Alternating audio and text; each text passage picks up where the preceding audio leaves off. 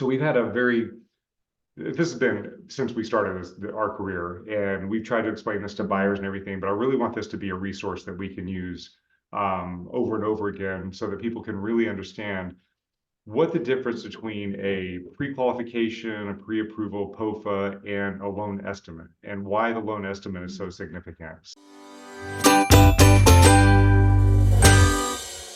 So if we can dive into that, I don't know how we want to do this, but yeah.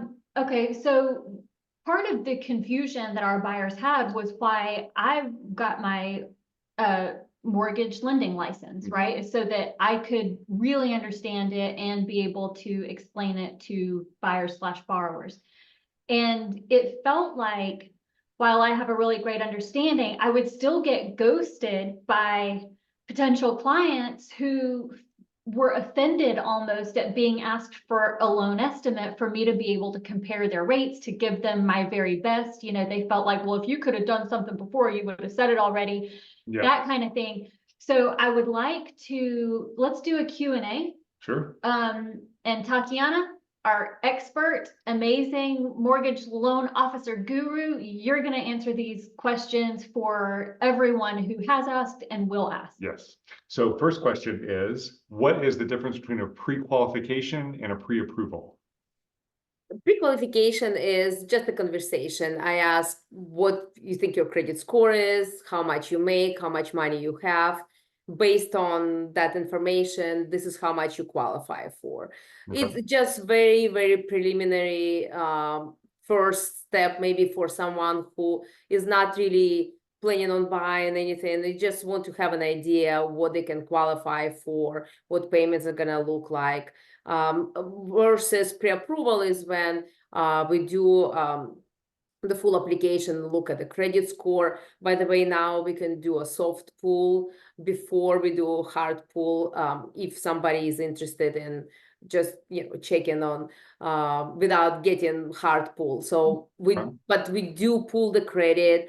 We'll look at income documentations and assets and run it through decision engine, which is a very sophisticated program that in 20 seconds analyzes the whole file, the whole complexity of it, and gives us approved, eligible, or not approved. And then you have to play with the file to see what needs to be done to get it approved. I think a pre-approval is I know the pre-approval is much stronger than just pre-qualification. Yeah. When you write a contract, pre-qualification letter is not gonna be taken seriously. Right. So I want to hit on, I think, 3 points on that. And one, I got two. A buyer can be given a pre-qualification letter. This pre-qualification letter is based on the conversation without actual proof to back it, right? So this is confusion point number one. The buyer believes that because they have this pre-qualification letter, it's what we, your realtor, what we're asking for to submit with the contract or the offer contract, right? And so that's what I want to say. It is not that.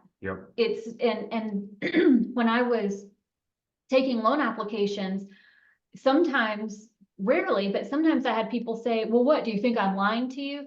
No, I don't think you're lying to me, but sometimes your Credit Karma score is different than the scores we're actually allowed to use for a mortgage loan. And do you think I'm lying to you? I know what kind of bills I have. I know, but I can't say, trust him, he's good for it. We have to have the actual proof. So it's not a slight to anyone to be asked to provide their social and the facts of your credit standing. So that's one thing. The pre-approval letter is very different from your pre-qualification letter. It actually means something. It means your loan officer has seen all the valid documentation, desktop underwriting, that it's gone through the software, and it's a real valid pre-approval. So go, I'm gonna let you have. If I can add to that, and I agree with you. People shouldn't be offended because it's not about them lying. There's much more than just the credit score. Right. We do look inside the credit report. We look how new the credit report, like credit history is, how many trade lines, were there any lates, were there any derogatory items. Even if it's very clean credit history, there might be something that could trigger potentially disqualifying them for getting a mortgage, even though they have a good credit score. There are much more to that. And for the income portion, sometimes people actually underestimate how much they make.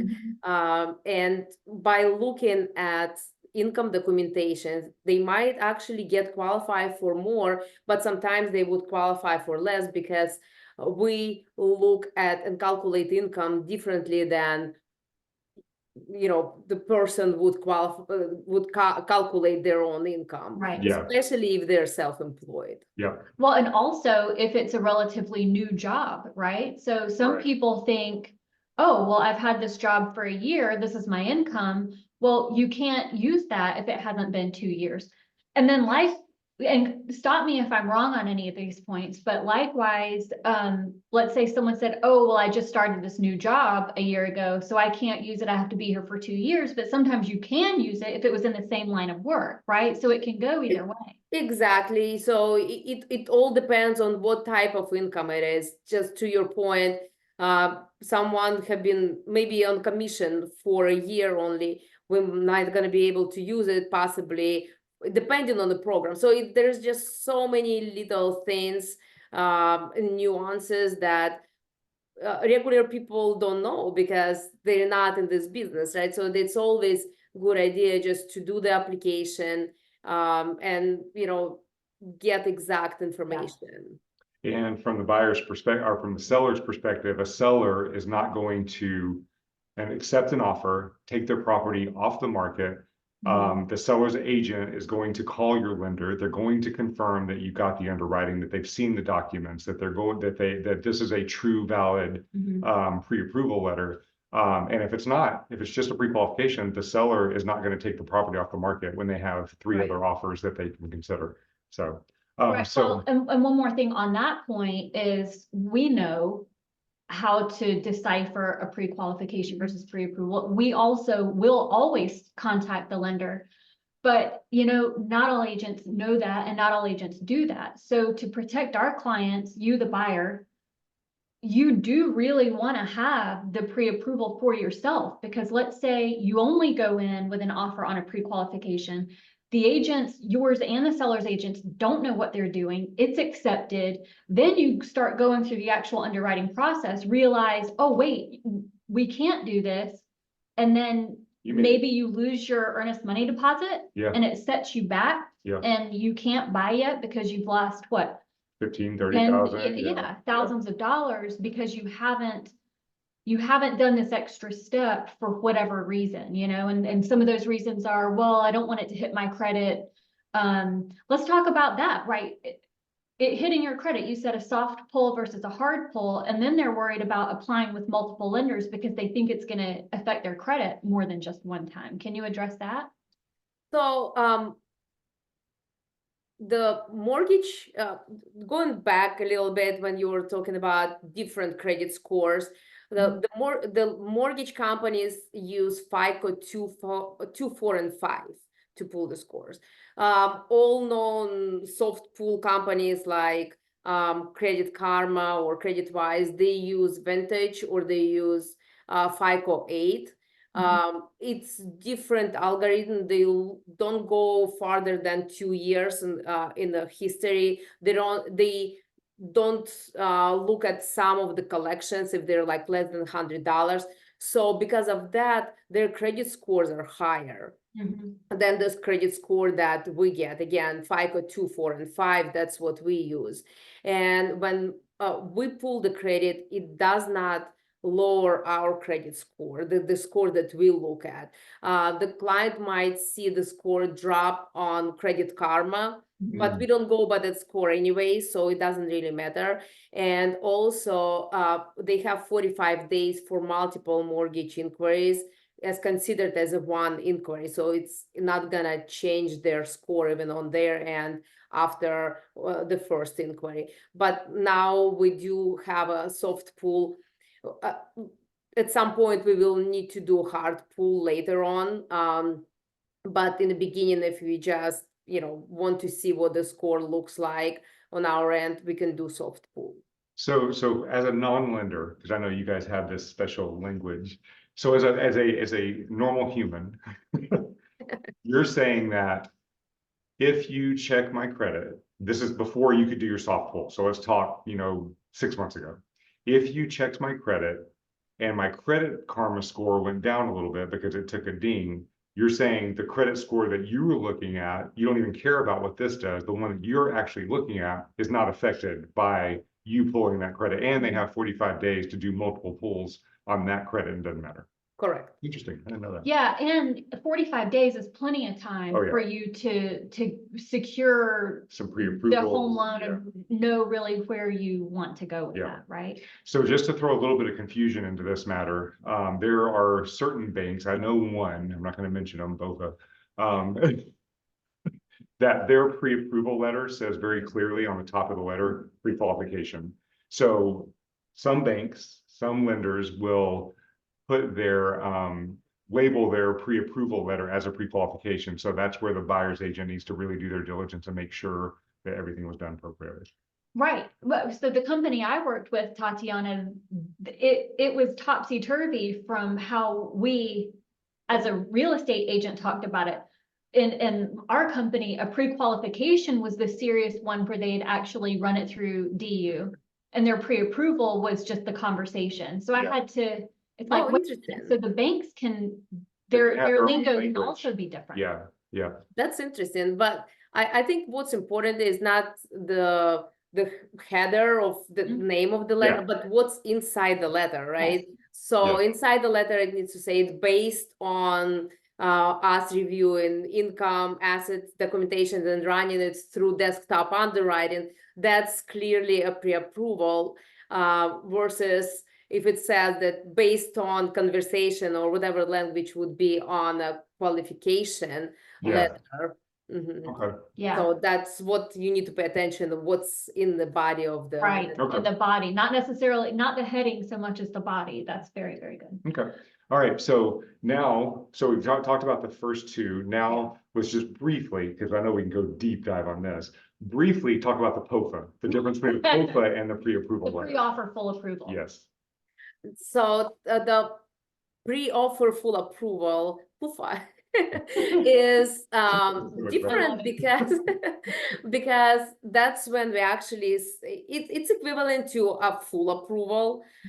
We send the file for a full approval to underwriting when the underwriter, a person who has higher level of authority, they'll dissect the whole file, that we do verification of employment or any other verifications we need to do. So they look at the file deeply and they say, we commit to lend you the money. Maybe they'll ask for some additional documentation before we finalize and give a, clear to close, right? Yes. But that would be the commitment letter. The P.O.F.A is the one that you would do while you're looking for property. There is no property identified yet. The regular commitment, and a lot of lenders don't do P.O.F.A. They wait until you have a property and then they can send it to underwriting. Right. We can send it before that, and that's two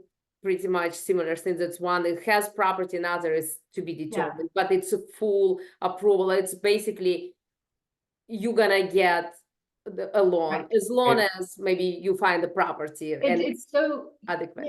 It's so key because we can write your offer not contingent on loan approval, which is huge. Now you still have appraisal. And you still have to find the property, right? But that's huge. It's almost like a cash buyer. We can shorten the settlement dates. And don't you guys offer the $10,000 close on time if there's a so we call it 10,000 closing guarantee, Yeah. something like that. Basically, where we say that if we drop the ball and we don't close on time because it's our fault, we would give $10,000 closing cost credit to the seller. Yeah. And I'm telling you, this company, they could make it $100,000 because you guys never drop the ball. This I've is, never on had wood. that happen, no. this is a very safe guarantee for this company. Okay. Okay, so we've got pre-qualification to pre-approval to P.O.F.A. So even in any of these situations, pre-approval or P.O.F.A, now we have got a ratified contract and we get a loan estimate. So tell us about that, what that means, and you have a further. Well, I do have a further question because oftentimes we get to that point where we're under contract. And then the buyer decides this is a great time to shop the loan because someone else has offered a better rate. So that's when we say, okay, well, there are a couple of things to consider here. One is when we submitted the contract offer, we submitted the pre-approval along with it, naming a certain mortgage lending company. Yeah. To change that means that we have to at least alert the Notify seller them. about this, Yeah. right? When you bring someone else in, typically we're trying to do a really, really short contingency period.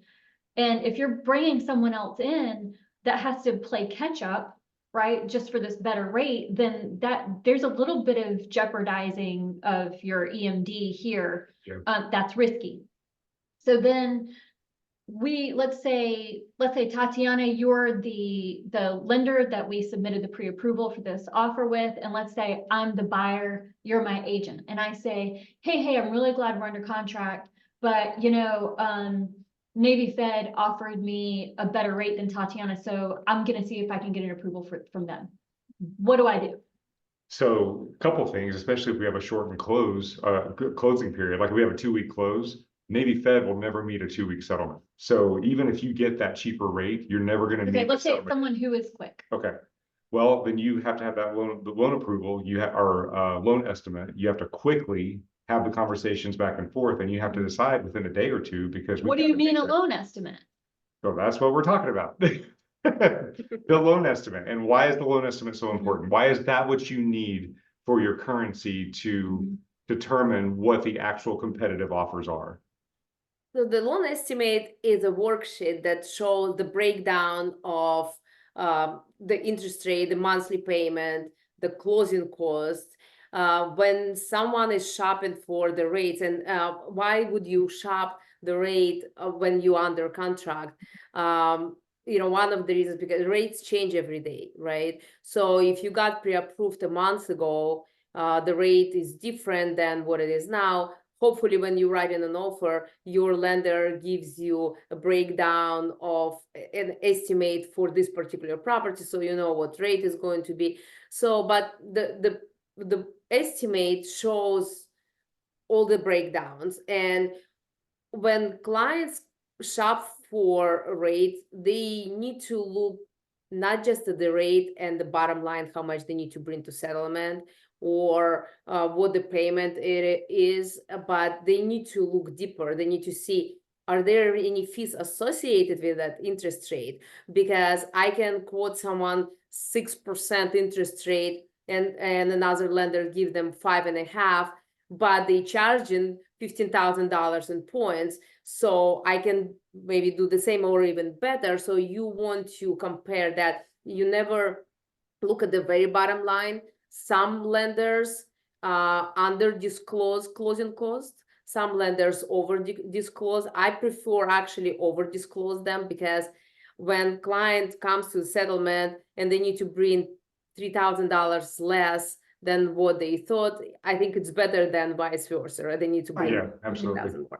Also, in some cases, we need to look at the monthly payment breakdown. Sometimes clients just look at your monthly payment is higher than somebody else's, but sometimes lenders don't include homeowner association dues in the breakdown. or but they have a mortgage insurance that is $100 higher than mine, but they didn't include HOA. So you need to look deeper into that. And when someone, you work with the lender for period of time, and then you just go to someone else because you think they're doing better, you want to give opportunity to your lender to actually look at the estimate and match it or beat it. And the reason why we need an estimate from another lender, if it's better estimate, to try to match or beat, is not because we just should have done something better from the beginning. We have certain level of authority to go to the certain level, like certain bottom line of the rate. And if it's something lower, we need to go to management and say, here is the estimate from XYZ. What can we do? Can we beat or can we match? I can't just go to my manager, say, this company is giving 3% interest rate, and we just, oh my gosh, let's just give 3%. You have to see what it involves. Maybe it's a 1 year arm, negative amortization with 25,000 in points. Like, how can you get to this low rate? So we need to look, and it's good for you, for a second set of eyes to look and point out things. Good for you as a buyer. To point out, okay, well, it's great, but it's actually pretty bad deal. You're paying so many points, you're gonna recoup the cost of it in 15 years. Does it make sense for you to do that? So that's very important. That's exactly right. I used to tell borrowers, I'm like, if you think of this loan estimate that I'm asking you for as my ticket to get a seat at the table with the big guys, to be able to give you a better deal. This is my, I have to have this ticket to go into that room to try to work this deal for you. That's a great point. Yeah, definitely. That's a ticket. You can use that. I will. your ticket in the room. And I want to say that we've had several clients that have come to you with their loan estimates, and you've been able to beat what they were doing. And they were considering switching because the interest rate was lower or whatever, factor. And they ended up coming back to you with it, and you pointed out, yeah, but they're charging you this, or, I can get you that. And if I get you that for the same price, it's actually going to be at this percentage rate. Or so you've beaten a lot of people with that loan estimate once they come to you with that. Yeah, Tatiana, you usually either show that your rate was already better whenever you show them what they're actually looking at, apples to apples, or like you said, you go in and you're like, I mean, yeah, I can do that and it'll be better. It's really great. And I think, when you work with someone, just give them a chance, because loyalty is a good thing. Yeah, absolutely. Right. Yep. And so that loan estimate, is that what happens? Is that with the lock? Like, do you only get the loan estimate once you lock the loan, or do you get the loan estimate and it can still be floating? Because that could That's change. an excellent question. With Prosperity, we give estimate from the beginning, even if there is no property, if there's just from the very beginning, we give the estimate so clients can see what to expect. I know some lenders, I'm not gonna name them, but they won't even give an estimate. They won't even quote a rate until there's a contract. I'm not sure how it's even possible and somebody would take that, because you taking something, you don't even know what you taking. Can you afford this? Maybe in lenders' eyes, you qualify for it, but not necessarily you're gonna afford it. I had so many clients that qualify for much more than they want to spend. So it's important to know what your payment is gonna look like. Maybe you qualify for $7,000 monthly payment, but you don't want to spend more than $3,000. Now you're under contract and your payment is gonna be $7,000, and you're gonna be stuck with that if you can't get out. So it's important to have an estimate from the very beginning. Yeah, absolutely. Makes sense. Yes. All right. Anything else that we need to add to this topic? No, I've gotten all my questions answered. I think, My eyes are doing this. I think we covered it all. It's just, it's important to get pre-approved. Yeah.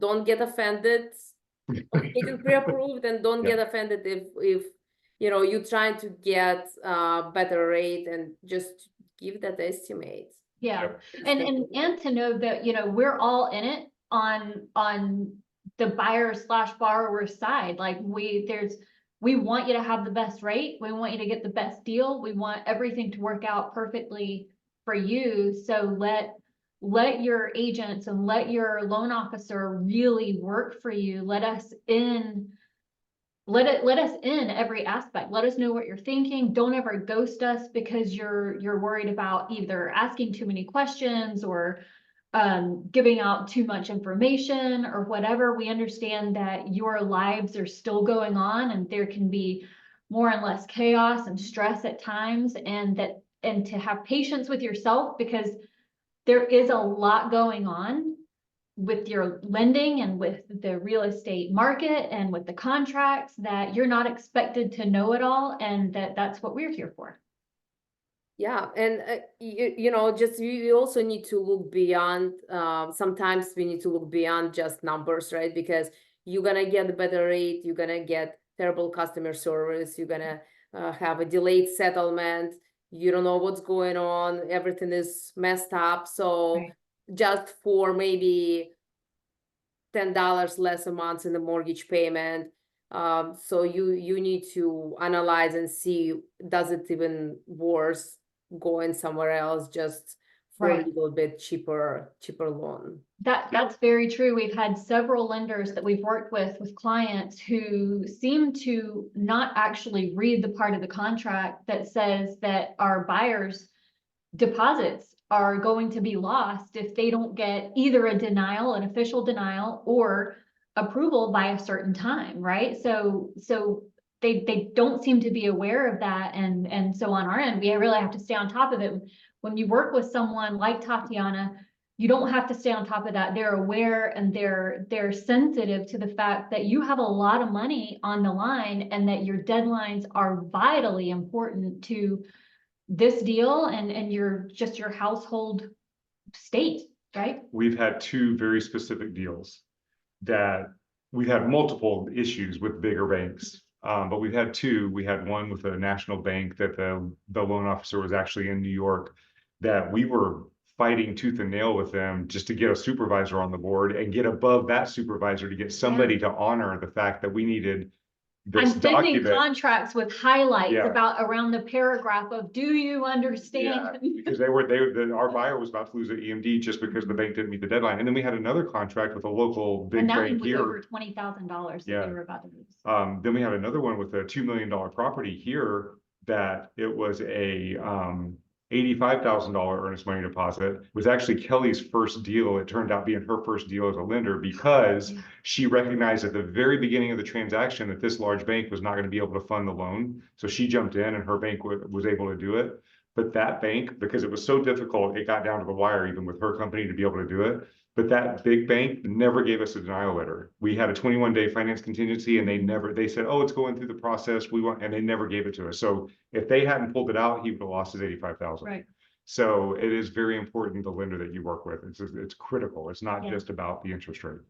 Yes. Sorry. In some states, even contracts are different from state to state. Yep. Even within the state, sometimes it's different. And some contracts say suggested closing date is such and such. Here in Virginia, it's not a suggested date. This is the date. It's on or before, man. Yeah. So, but the lender that work in the state where they're all relaxed, I don't know, bathe in the sea and they don't really care. They're not gonna be in a hurry. They say, okay, well, this suggested date, and when date comes, they say, well, but it was suggested. We're not ready. We need another 2 weeks extension, and everybody start pulling their hair out because that's not like that in here in Virginia. Yeah, that's true. That's true. Okay, I think this was excellent. I'm sure we're going to be sending this to a lot of people. Yes, it was a massive. We all like our hair. All right. Well, okay. So everybody knows how to get in touch with us on our end. How do people get in touch with you? You can contact me at any time, 571-245-3000. Okay. All right. All right. Thank you, Tatiana. See you next week. Thank you, guys.